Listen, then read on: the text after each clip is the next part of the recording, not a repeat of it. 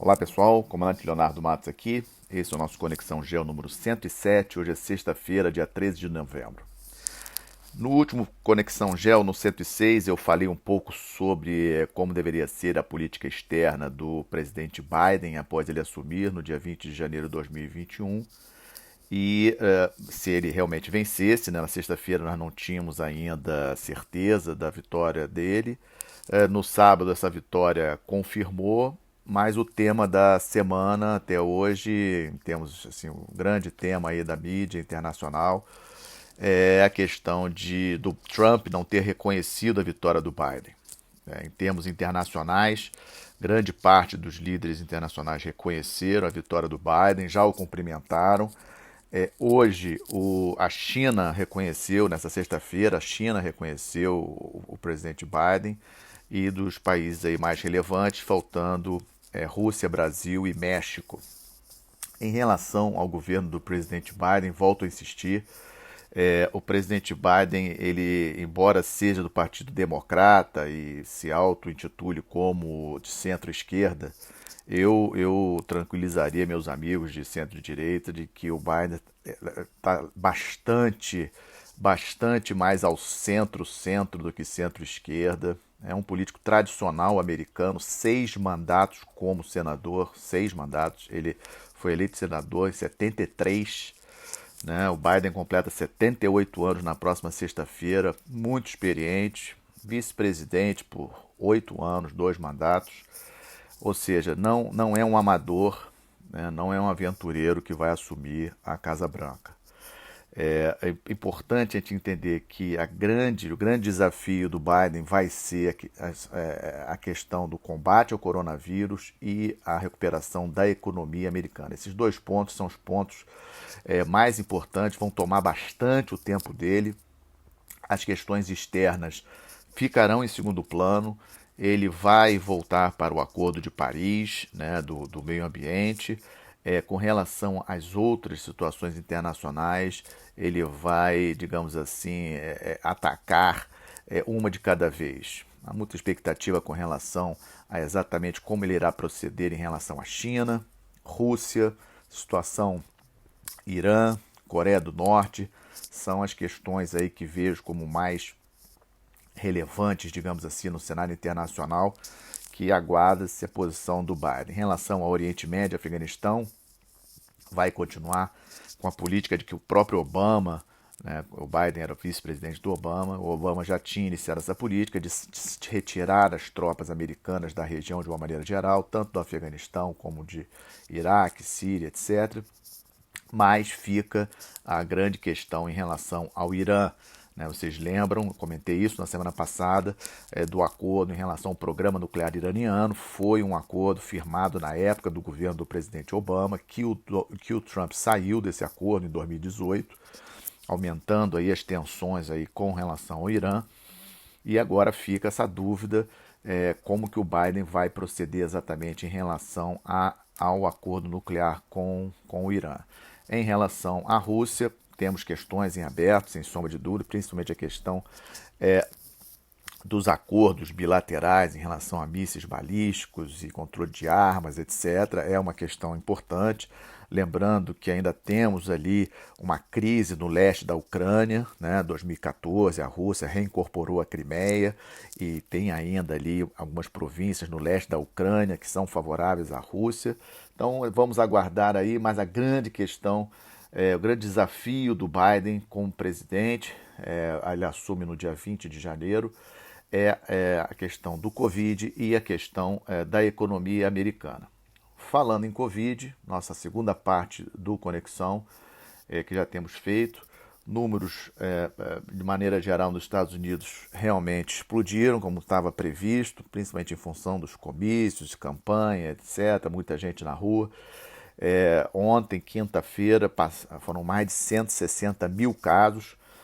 Existem 67 mil pessoas internadas nos Estados Unidos hoje com Covid, é um número recorde, eu chamo atenção para esse detalhe, né?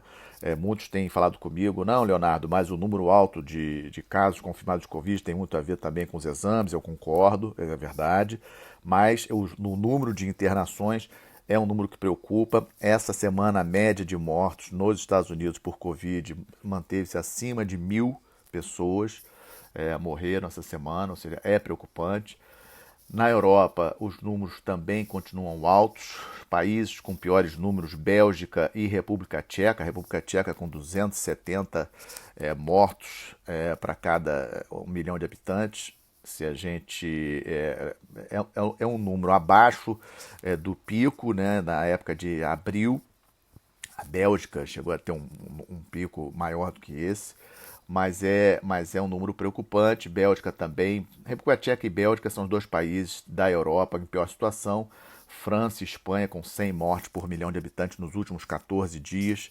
Né? Então são números que preocupam, são números que a gente tem que manter acompanhamento. Em relação à questão das vacinas, no início dessa semana, a Pfizer fez um pronunciamento dizendo que a vacina dela tinha alcançado aí 90% aí de efetividade e as bolsas de valores subiram, etc. Então há uma expectativa positiva com relação à questão das vacinas, mas o Dr. Fauci lá dos Estados Unidos, um especialista americano aí, que está liderando o combate à questão do coronavírus nos Estados Unidos. O Dr. Fauci, em entrevista ontem, foi muito claro, dizendo que as medidas devem ser ainda tomadas, uso de máscara, distanciamento social dentro das possibilidades, porque a questão da vacinação apenas para abril, maio, né? O Dr. Fauci ontem foi muito claro. Então acredito eu que no primeiro semestre do ano que vem ainda seja um primeiro semestre que nós devemos ter muita precaução com relação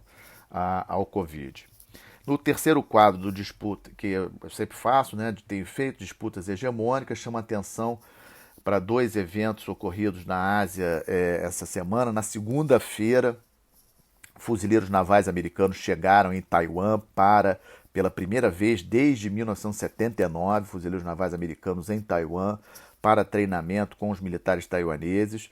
Logicamente, a China protestou em relação a isso e é um ponto que o Biden vai ter que resolver em termos de postura, como fazer, porque é uma das questões ali mais tensas hoje no mundo, na minha avaliação, é essa questão de Taiwan, porque a China já declarou diversas vezes que Taiwan vai ser incorporada plenamente à China e, obviamente, só que Taiwan não é Hong Kong. Taiwan com 23, 24 milhões de habitantes, tem forças armadas, é uma economia forte, está no G30, Taiwan, ou seja, não é fácil você fazer isso, até porque Taiwan, lembrando, é uma ilha, né? Então, e eles têm treinado, têm recebido armas dos Estados Unidos, é um grande desafio a questão de Taiwan. E a outra notícia, quarta-feira, alguns dos deputados da Assembleia lá de Hong Kong foram destituídos de suas funções, e aí no dia seguinte, em função por uma nova lei estabelecida pela China, dizendo que aqueles deputados que tinham se pronunciado contrário, a favor os movimentos de democracia, deveriam ser destituídos da função, e aí todos os outros deputados que são mais pró-democracia renunciaram ao seu cargo. Ou seja, é aquilo que eu já tinha falado, Hong Kong já é China, Hong Kong já está reincorporado. Aqueles protestos do ano passado, infelizmente, só serviram para acelerar esse processo que não tinha volta. O outro, em relação à Bielorrússia, a situação lá tensa. Ontem, um manifestante morreu no hospital depois de ser agredido pelas forças policiais. Essa semana, ele ficou 2, 3 dias no hospital, mas não conseguiu sobreviver. Isso levou a protestos ontem à noite em Minsk, capital da Bielorrússia. Hoje, também pela manhã, novos protestos na Bielorrússia. Então, assim, importante a gente continuar acompanhando, como eu já tenho feito nos últimos podcasts. Também, em relação a disputas hegemônicas, um ponto positivo para a diplomacia russa essa semana. Na segunda-feira à noite, o presidente Putin anunciou o acordo de paz entre Armênia e Azerbaijão. Lógico que, pelas circunstâncias, o Azerbaijão comemorou esse acordo, porque manteve o enclave ali, o Nagorno-Karabakh, a região de Nagorno-Karabakh, sob o domínio do Azerbaijão, embora a maioria étnica dentro de Nagorno-Karabakh seja armena. E a Turquia também comemorou, a Turquia grande aliado do Azerbaijão nesse conflito, mas quem na minha avaliação, saiu forte nesse conflito foi o Putin, foi a Rússia enviando 2.000 militares como força de paz para manter a estabilidade ali entre a Armênia e Azerbaijão, lembrando que Azerbaijão e Armênia ficam no Cáucaso, ali, ou seja, fronteira sul da Rússia, quintal da Rússia, entorno estratégico russo, e é interesse para a Rússia manter um protagonismo naquela região, no seu entorno estratégico, e foi isso que o Putin conseguiu aí com habilidade fazer com esse acordo de paz. A Turquia tentando tirar uma casquinha, o Erdogan chegou a falar que também enviaria tropas, mas a Rússia imediatamente voltou a dizer que quem vai mandar tropas para a missão de paz é somente a Rússia, ou seja, mantendo a Rússia como protagonista desse acordo de paz. Mas se vocês forem na internet, vocês vão ver vários vídeos de celebrações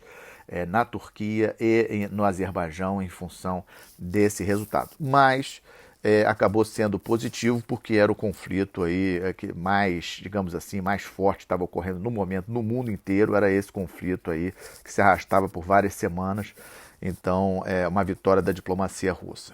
No quadro Estamos de Olho, continuamos acompanhando aquelas tensões na Europa. Vocês lembram que na semana passada comentei sobre o atentado de Viena, na outra semana já tinha falado sobre os atentados na França.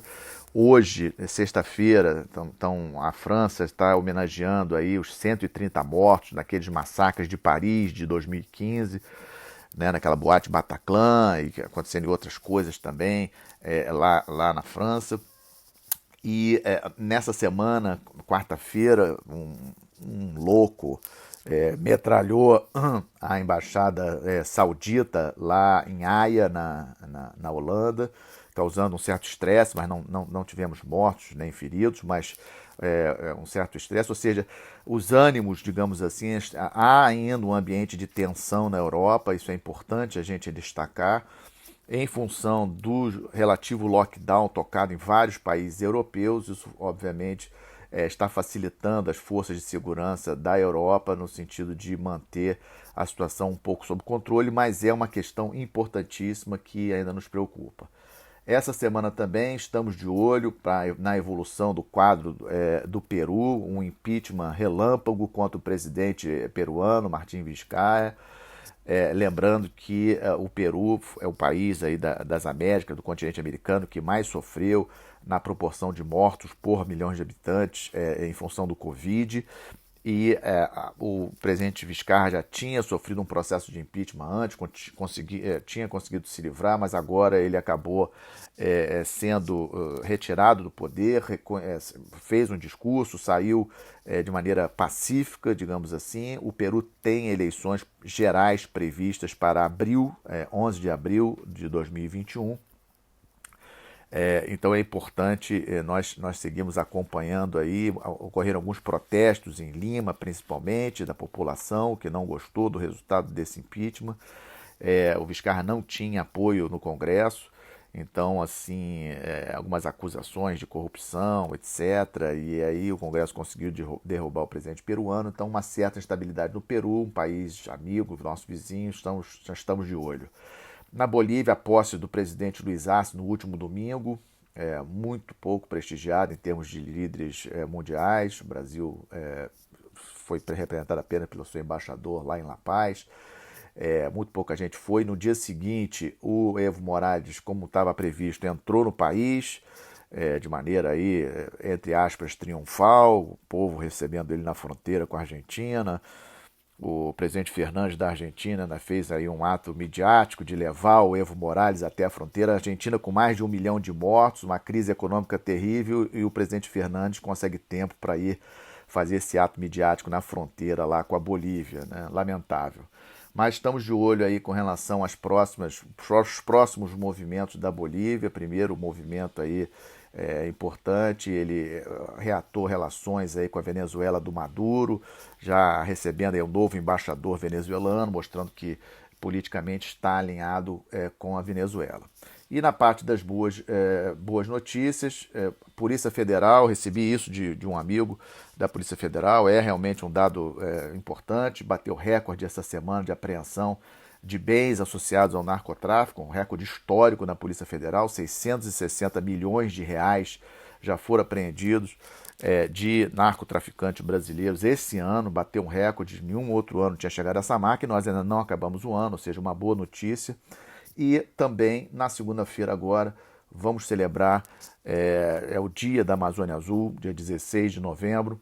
Amazônia Azul, um conceito político estratégico, a região marítima onde o Brasil tem jurisdição, não apenas a marítima, mas também a fluvial, os rios brasileiros, um conceito surgido em 2004 pela Marinha do Brasil para chamar a atenção da nossa população em relação à importância do mar para o Brasil.